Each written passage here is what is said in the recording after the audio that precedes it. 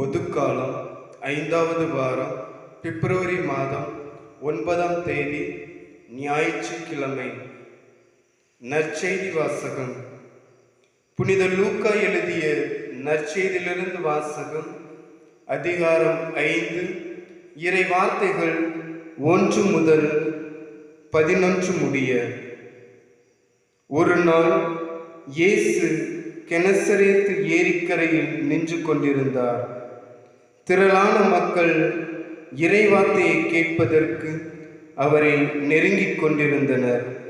அப்போது ஏரிக்கரையில் 2 படகுகள் நிற்க கண்டார். மீனவர் படகை விட்டு இறங்கி வலைகளை அலசிக் கொண்டிருந்தனர். அப்படகுகளுள் ஒன்று சீமோனுடையது. அதில் இயேசு ஏறினார். அவர் கரையிலிருந்து அதை சற்றே தள்ளும்படி அவரிடம் கேட்டுக்கொண்டு படகில் அமர்ந்தவாறே மக்கள் கூட்டத்துக்கு கற்பித்தார். அவர் பேசி முடித்த பின்பு சீமோனை நோக்கி, ஆழத்திற்கு தள்ளி கொண்டு போய் மீன் பிடிக்க உங்கள் வலைகளை போடுங்கள் என்றார். சீமோன் மறுமொழியாக, ஐயா, இரவு முழுவதும் நாங்கள் பாடுபட்டு உழைத்தும் ஒன்றும் கிடைக்கவில்லை. ஆயினும் உமது சொற்படியே வலைகளை போடுகிறேன் என்றார். அப்படியே அவர்கள் செய்து பெருந்திரளான மீன்களை பிடித்தார்கள்.